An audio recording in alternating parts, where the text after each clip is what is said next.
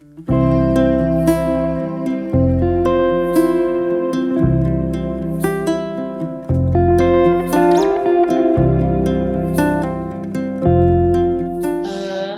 Mbak, apa kabar? Hai, kabar baik. Gimana Oke, kabarnya? aku alhamdulillah baik. Oke, kita langsung aja ya Mbak ya. Ya, Oke, bisa diceritakan apa itu Rentik dan apa sih yang menginspirasi lahirnya bisnis ini Mbak? oke. Oke, Jadi, perkenalkan nama saya Dea. Saya CEO dan co-founder dari Rantik. Nah, Rantik sendiri namanya obviously conversation, rent, boutique gitu. Dan awal mulanya itu karena pengalaman pribadi. Jadi dulu tahun 2018 saya sempat bekerja di industri finance dan setiap hari saya harus bertemu dengan berbagai macam klien. That being said, ada kebutuhan untuk terlihat menarik setiap saat. Tapi saat kali buka lemari, kalau ngerasa kayak, wah, I have nothing to wear nih. Padahal sebenarnya banyak banget baju di lemari. Pernah segitu juga nggak sih Mbak Indah? oke, Kayaknya kita sebagai wanita sering banget ya, rasa banyak betul. banget baju, cuman tetap nggak ada opsi gitu.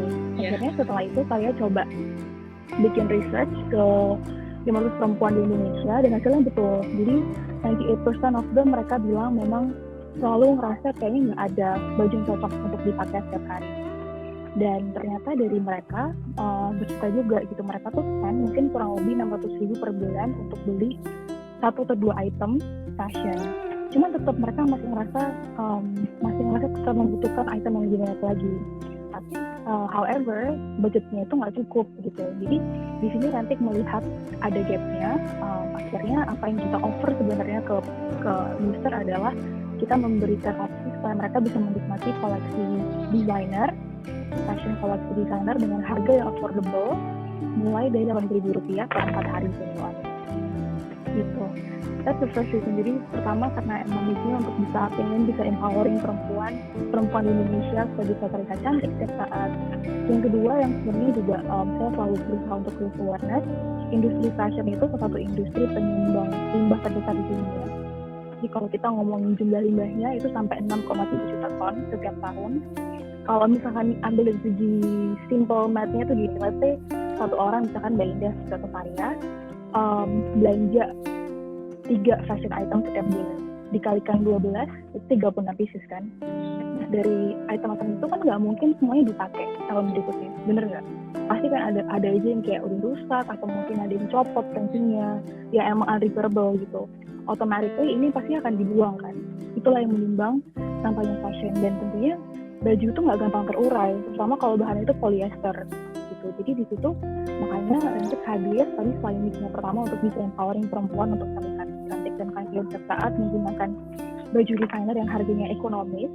Yang kedua adalah untuk juga mereka bisa feeling good about themselves karena bisa berkontribusi untuk lingkungan. Oke. Sejak berdiri, produk apa aja sih Mbak yang ditawarkan oleh Rentik? Jadi layanan yang kami punya itu ada 3. Yang pertama ada one time rental atau sewa satuan. Di sini user mereka bisa menyewa koleksi untuk every occasion, mau itu mungkin datang ke pernikahan temennya, atau mungkin dia ada birthday bash, atau sekedar hangout sama teman, atau mungkin holiday. Tadi ini sempat aku mention juga itu harganya Rp80.000 per 4 hari, sudah include pengiriman, pengembalian dan juga laundry. Nah setelah launching pertama kali kami launching one time rental, akhirnya ada demand lagi dari user, mereka request untuk Rantik bisa memberikan layanan membership. Di situ akhirnya Rantik launching layanan kedua yaitu Rantik Dream Closet. Nah di sini user mereka bisa menyewa 8 item seharga Rp290.000 per bulan. Jadi tadi kalau sempat saya mention awal-awal user mereka spend Rp600.000 untuk dapetin 3 item.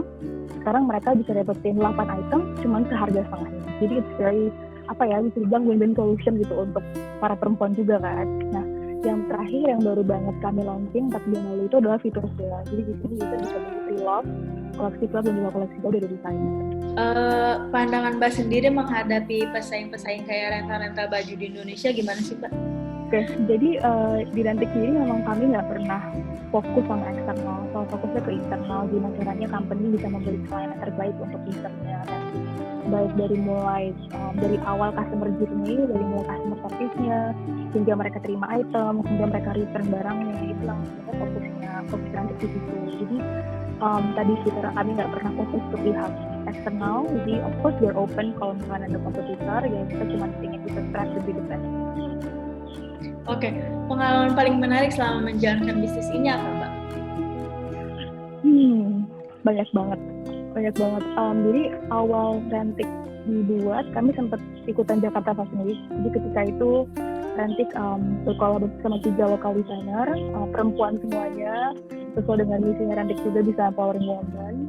Terus kemudian selain itu Hidden Gems juga salah satu experience yang mungkin cukup memorable buat saya pribadi. Tapi sebenarnya daripada semua itu, yang paling penting itu ketika kami bisa mendengarkan feedback dari user. Jadi ada feedback dari user, mereka pernah bilang thank you Rantik for being my lifesaver. Itu mungkin sesuatu hal yang sebenarnya menurut orang mungkin kayaknya wah kayak biasa aja, cuman menurut kami gitu sebagai orang di belakang layar itu kayak sesuatu yang ini nih misi yang pengen kami achieve gitu, dan alhamdulillah bisa achieve gitu. Jadi semakin banyak customer yang senang sama service Rantik, semakin happy juga kami dari saya dan tim. Oke, tantangan yang sering dihadapi dalam membesarkan bisnis ini apa, Mbak? Tantangannya banyak ya, terutama kan kami tahun kemarin itu pas baru 1 tahun berdiri ada COVID kan, di pandemi ini, it was very crazy, dan saya rasa juga sebenarnya ini berpengaruh ke semua industri retail, terutama dunia fashion gitu ya. Awal-awal mungkin bulan Maret tahun lalu hingga bulan Juli gitu ya, dari segi revenue itu turun banget. Tapi akhirnya kami cari cara gimana supaya bisa sustain sendiri as a company, bisa tetap mempertahankan karyawan, bisa tetap memberikan yang terbaik untuk user. Jadi challenge-nya mungkin di era pandemi ini karena sesuatu hal yang baru juga buat kami, how can we actually overcome it? Seperti cara itu. Oke, the next big thing yang akan dilakukan untuk Rantik apa, Mbak? Nah, tadi mungkin yang belum sempat saya jelasin itu adalah bagaimana cara Rantik bisa acquire koleksi Rantik. Jadi di koleksi Rantik itu bekerja sama dengan local designers di Indonesia. Sekarang kami punya 80 lebih local designers yang sudah on board dengan Rantik. Maksud di sini apa? Jadi kenapa kami pengennya itu bisa kolaborasi sama local designers, semua local designers in the future? Karena kami memberikan data mereka. Jadi data yang kami kasih itu customer insight yang sebenarnya lebih spesifik. Misalkan contoh data mengenai demografisnya user, usianya, lokasinya di mana, tujuannya apa, supaya ke depannya desainer itu mereka bisa better decision making. Kadang nih, misalkan desainer dia pengen bikin koleksi ternyata dia targetnya awalnya untuk usia 30 tahun ke atas, tapi ternyata ketika di Rantik itu yang pakai usia 20 tahunan. Ini kan sesuatu yang beda nih segmentasinya gitu. Disitulah peran kami untuk bisa memberikan desainer itu masukan ke depannya supaya mereka tahu siapa target usernya. Jadi obviously in terms of collection, kami pengen bisa lebih banyak onboard koleksi-koleksi baru. Saya lagi ada kolaborasi dengan salah satu NGO di Indonesia, yang mana kita akan mempromosikan kain-kain Nusantara. Terus dari segi tag-nya juga pastinya akan lebih user-friendly lagi, jadi more updated in terms of UI dan UX experience-nya. Dan ya mungkin 2 itu yang akan kami fokuskan untuk this year atau the next year. Oke.